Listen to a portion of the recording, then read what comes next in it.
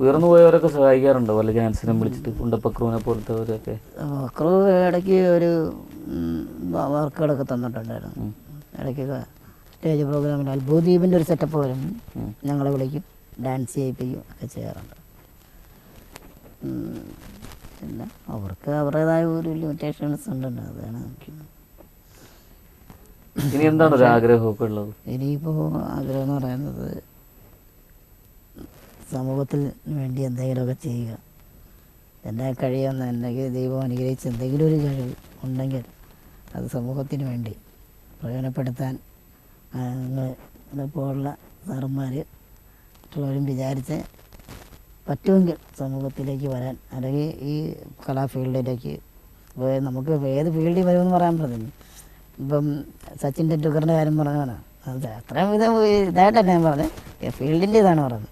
സച്ചിൻ ടെണ്ടുൽക്കർ ആഗ്രഹിച്ചത് ബാറ്റ്സ്മാനായിട്ടാണ്, അല്ല ബൗളറായിട്ടാണ് വരുന്നത്. പക്ഷെ വന്നത്, അറിയപ്പെട്ടത് ബാറ്റ്സ്മാനായിട്ടാണ് എന്ന് പറഞ്ഞ പോലെ ഞാനിപ്പം വന്നത് കലാഫീൽഡിലേക്കാണ്. ഇനി നാളെ വല്ല ബാഗ് റിപ്പയറുകാരനാണെന്ന് പറയാൻ പറ്റത്തില്ല. അത് നിങ്ങളെന്ത് തരുന്നു അതുപോലെ ദൈവം എന്ത് തരുന്നു അതുപോലെ സമൂഹത്തിന് വേണ്ടി എന്തെങ്കിലും ഒന്ന് സമർപ്പിക്കണമെന്നുണ്ട്. അത് എന്തെങ്കിലും ആയിത്തീരാൻ വേണ്ടി ഇപ്പം ശ്രമിക്കുന്നുണ്ട്. ഇപ്പം അഗസ്റ്റ് സാറിൻ്റെ സപ്പോർട്ട്, അങ്ങനെ അതുപോലെയുള്ള നിങ്ങളെ ഓരോരുത്തരുടെ സപ്പോർട്ടുണ്ടെങ്കിൽ എന്തെങ്കിലും ആയിത്തീരാം എന്ന് പ്രതീക്ഷ. രാഷ്ട്രീയമുണ്ടോ? രാഷ്ട്രീയമില്ല. ഇല്ല. എന്തുകൊണ്ടാ രാഷ്ട്രീയം പറയാൻ പാടില്ല? രാഷ്ട്രീയം പേടിയാ. ഉള്ളിൻ്റെ ഉള്ളിലൊരു രാഷ്ട്രീയം ഉണ്ടാവും. ഉള്ളിൻ്റെ ഉള്ളിലുണ്ട്. രാഷ്ട്രീയക്കാരൊക്കെ സഹായിച്ചിട്ടുണ്ടോ ഉണ്ട്, എന്തെങ്കിലും കാര്യത്തിനൊക്കെ? ഉണ്ട്. ഞാൻ 10ാം ക്ലാസ്സിൽ പഠിക്കുന്ന സമയത്ത്, അല്ല 10ാം ക്ലാസ്സിലല്ല, 10ാം ക്ലാസ്സിൽ ജയിച്ച സമയത്ത് എന്നെ കോളേജിലേക്ക് ചേർക്കുന്നതിന് വേണ്ടി സാമ്പത്തിക സഹായങ്ങൾ ചെയ്തിട്ടുണ്ട്. കേരള കോൺഗ്രസിൻ്റെ ഇതിൽ ചെയ്തിട്ടുണ്ട്. തമ്പി സാറെന്ന് പറയുന്ന സാറ് ചെയ്തിട്ടുണ്ട്. അന്ന് ഞാൻ പറഞ്ഞില്ല, അപ്പോഴാണ് അമ്മയ്ക്കും അച്ഛനും വയ്യാതായത്. അങ്ങനെ പിന്നെ പഠിത്തം ആ പടയതായിരുന്നു. അപ്പോൾ ഇനിയും മലയാള സിനിമയിൽ ഒരുപാട് അവസരങ്ങൾ കിട്ടട്ടെ എന്ന് പ്രാർത്ഥിക്കുകയാണ്. ഇനിയും അത്ഭുതദ്വീപ് പോലത്തെ അതിനേക്കാൾ സുന്ദരങ്ങളായ ഒരുപാട് സിനിമകളിൽ സജീവ സാന്നിധ്യം. ഒരാഗ്രഹം കൂടിയുണ്ട്, എൻ്റെ മോളെ നല്ലൊരു ലെവലിൽ എങ്ങനെയെങ്കിലും പഠിപ്പിച്ച്, എന്നെ കഴിയുന്നവരെ പഠിപ്പിച്ച് നല്ലൊരു ലെവലിൽ എത്തിക്കണമെന്നുണ്ട്, ഒരാഗ്രഹമുണ്ട്. പിന്നെ അധികം ആഗ്രഹങ്ങളൊന്നും വലുതായിട്ടില്ല. ഇത്ര ആഗ്രഹങ്ങൾ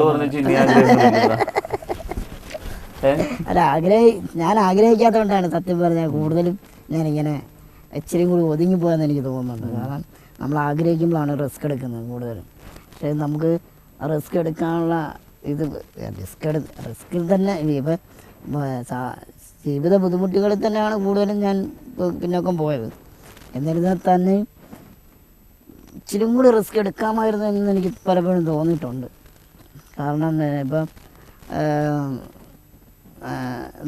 സാറ് നേരത്തെ പറഞ്ഞില്ലേ, ചോദിക്കാമായിരുന്നു. അതുപോലെ ചെന്ന് ആരൊക്കെ ചെന്ന് ചോദിക്കുകയോ ചാൻസ് വേണമെന്ന് അറിയുക, അങ്ങനെയൊന്നും അതിനൊന്നും ഞാൻ മെനക്കെട്ടില്ല. അങ്ങനെയൊക്കെ ചെയ്തിരുന്നെങ്കിൽ എനിക്ക് കൂടുതൽ ചാൻസ് കിട്ടിയാണ്. അപ്പോൾ ഹോളിവുഡിൻ്റെ കാര്യം വിനയ് സാറിനൊക്കെ അന്ന് പറഞ്ഞിരുന്നുണ്ട്.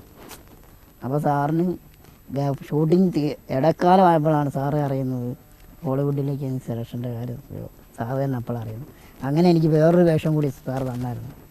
ആ ജഡരാജകുമാരൻ എന്നുള്ള വേഷമല്ലാതെ മറ്റേ പാട്ട് സീനിൽ ഒരു വേഷമുണ്ട്, ഒരു മുട്ട അടിച്ചിട്ട് അവരുടെ കാമുകനായിട്ട് ഒരു ചെറിയൊരു ഇത് ചെയ്തിട്ടുണ്ട്.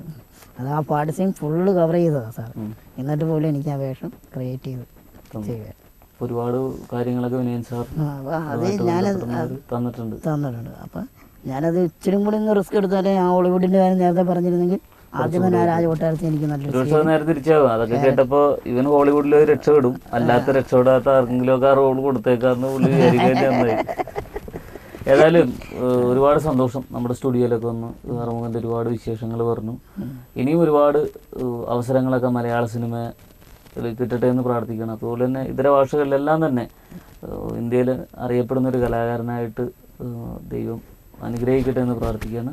അതിന് ഞങ്ങളെല്ലാവരും ഈ പ്രോഗ്രാം കണ്ടുകൊണ്ടിരിക്കുന്നവരും പ്രാർത്ഥിക്കും. ഒരുപാട് സന്തോഷം. നമസ്കാരം. ഞാൻ ഇവിടെ വിളിച്ച കേരള വിഷനും ചേട്ടനും പിന്നെ ഇതിലെ അണിയറ പ്രവർത്തകർക്കും വളരെയധികം നന്ദിയുണ്ട്. ഞങ്ങളെപ്പോലുള്ള പൊക്കം കുറഞ്ഞവർക്ക്, അല്ലെങ്കിൽ ഞങ്ങളെപ്പോലുള്ളവരെ പ്രോത്സാഹിപ്പിക്കുന്ന നിങ്ങളെ ഓരോരുത്തർക്കും പ്രത്യേകം നന്ദി പറയുന്നു.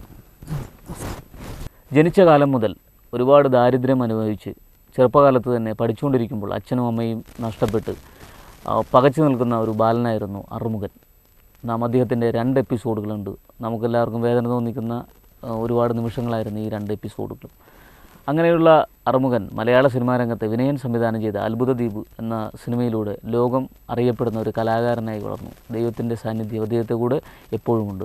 ഇനിയും ആ കലാകാരൻ ഒരുപാട് ഉയരങ്ങളിലേക്ക് എത്തട്ടെ എന്ന് പ്രാർത്ഥിച്ചുകൊണ്ട് തൽക്കാലം ഈ എപ്പിസോഡ് ഇവിടെ പൂർണ്ണമാകുന്നു. നന്ദി, നമസ്കാരം.